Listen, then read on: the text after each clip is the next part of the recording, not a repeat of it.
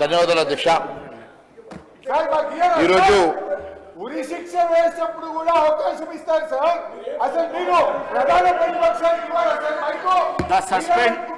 The suspended member is please leave the house.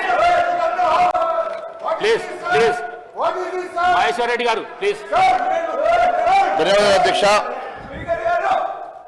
నిన్న జరిగినటువంటి governor ప్రసంగంలో ధన్యవాదాలు తీర్మానం అవకాశం ఇచ్చినందుకు ధన్యవాదాలు తెలియజేస్తున్నాను అధ్యక్ష. నిన్న గవర్నర్ గారి ప్రసంగం ఒక ఒట్టి డొల్లగా పాలనాపరమైనటువంటి ఆత్మ లోపించినట్టుగా కనపడింది అధ్యక్ష.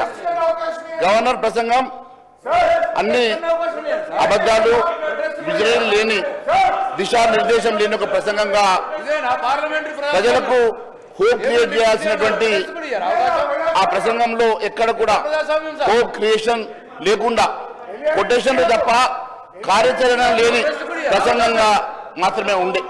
దిర్ వాజ్ నో అడ్మినిస్ట్రేటివ్ స్టోల్. పాలనాపరమైనటువంటి ఆత్మ ఈ ప్రసంగంలో లోపించిందని తెలియజేస్తాను అధ్యక్ష. గవర్నర్ గారి ప్రసంగం అనేది ఒక విజనరీ డాక్యుమెంటరీ లాగా ఉండాలి. వచ్చే ఏడాది కాలంలో కాంగ్రెస్ సర్కార్ చేపట్టబోయేటువంటి అభివృద్ధి ఎజెండాను గవర్నర్ ప్రసంగంలో ఆవిష్కరించాలి. కానీ గవర్నర్ ప్రసంగంలో విజనరీ ఛాయలు అచ్చుకైనా కానరాలేదు. ఇది మొక్కుబడి ప్రసంగం. రాష్ట్రానికి దిశ నిర్దేశం చేసేటువంటి ముఖ్య అంశాలు ఏవి లేకపోవడం చాలా శోచనీయం అధ్యక్ష. బడ్జెట్ పాస్ చేసుకోవడానికి మాత్రమే ఈ సెషన్స్ తప్ప ప్రజా సమస్యలు చర్చించడానికి కాదు అన్నట్టుగా నిన్న ప్రసంగం కొనసాగింది అధ్యక్ష.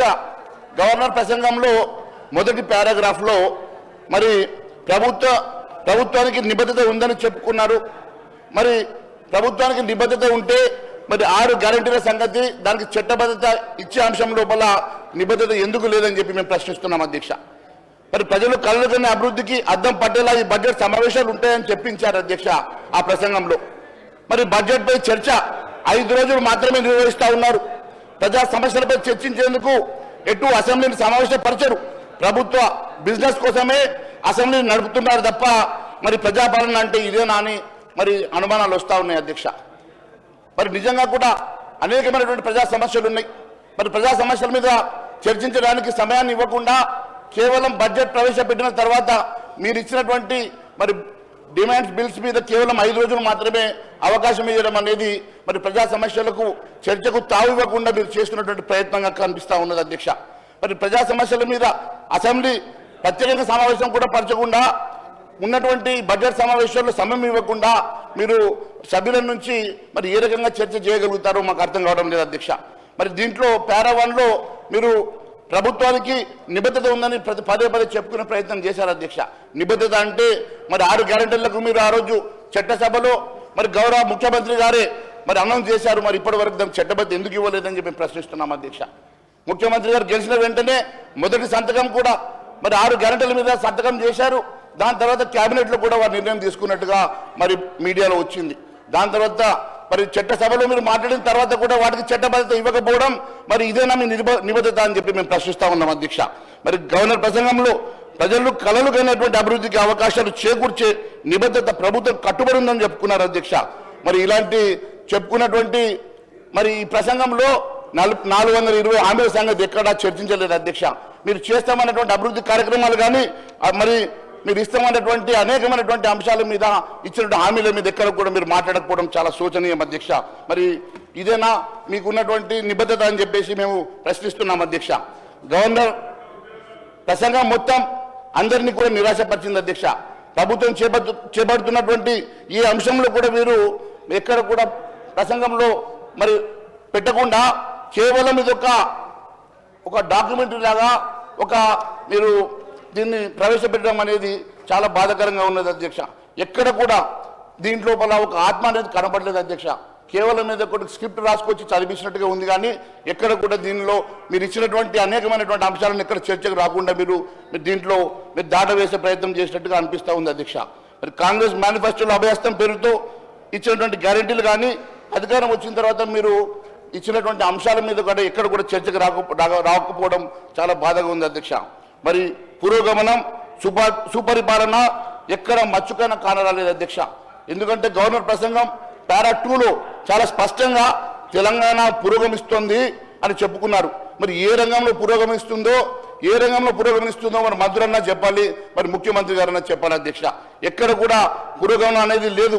మీరు కేవలం మాటలకు మీరు చెప్పేటువంటి స్క్రిప్ట్లో మాత్రమే రాసుకున్నారు తప్ప పురోగమనం అనేది ఎక్కడ కనబడడం లేదని చెప్పేసి తెలియజేస్తా ఉన్నాం అధ్యక్ష. అప్పులు చేయడంలో మీరు పురోగమనం ఇచ్చినారనేది వాస్తవం అధ్యక్ష.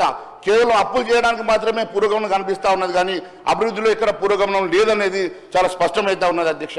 ఇది కేవలం మరి అప్పులు చేయడం కోసమే ఈ రాష్ట్రం ఏర్పడ్డట్టుగా కేవలం ఒక సంవత్సరంలోనే 1,52,000 కోట్ల అప్పులు తీసుకొచ్చేసి పురోగమిస్తుందని చెప్పుకునే ప్రయత్నం చేస్తున్నారు, కానీ ఇచ్చిన హామీలు నెరవేర్చాలన్న చిత్తశుద్ధి ప్రభుత్వానికి కనబడతలేదు అధ్యక్ష. మరి ఎక్కడైనా సరే మీరు గ్రామాలు పట్టణాలు ఎన్నిక అయిపోయి వాళ్ళ టర్మ్ అయిపోయిన తర్వాత కూడా మళ్ళీ ఎన్నికలు పెట్టకుండా ఎక్కడ కూడా లోకల్ బాడీస్ లేకుండా ఈరోజు పురోగమనం అని చెప్పి మీరు చెప్పే ప్రయత్నం చేస్తూ ఉన్నారు అధ్యక్ష.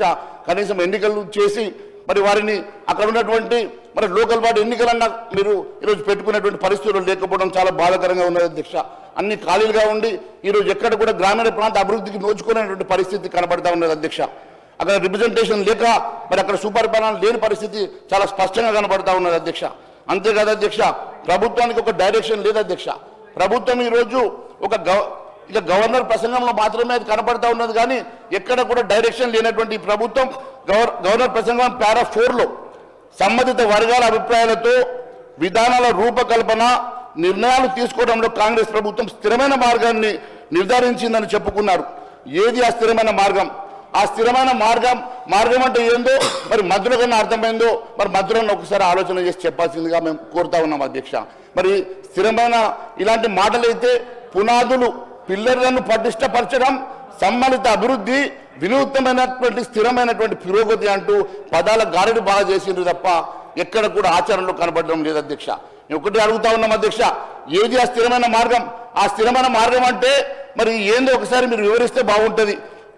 ఇక్కడ రైతులు, యువత, మహిళలు, కార్మికుల అభిప్రాయాలు ఏ అంశంలో తీసుకున్నారో కూడా చెప్పాల్సినటువంటి అవసరం ఉన్నది అధ్యక్ష. అంతేకాదు అధ్యక్ష, ఈరోజు సామాజిక పెన్షన్ల పెంపు విషయంలో పక్క రాష్ట్రంలో ఉన్నటువంటి చంద్రబాబు నాయుడు గారు కూడా వారు ఇచ్చినట్టుగా సంతకం పెట్టిన వెంటనే వారు అక్కడ ఉన్నటువంటి పెన్షన్స్ని వారు ఇస్తూ ఉన్నారు. మరి అదే ఇక్కడ తెలంగాణ రాష్ట్రంలో ఈరోజు పెన్షన్ల పెంపు విషయంలో ఎక్కడ మాట్లాడడం లేదేమంటే అప్పుల సంగతి చెప్తా ఉన్నారు. అలాంటి అప్పులు పక్క రాష్ట్రంలో కూడా ఉన్నాయి అధ్యక్ష. పక్క రాష్ట్రంలో కూడా ఇలాంటి అప్పులు మరి అనేకమైనటువంటి అప్పులు చేసినటువంటి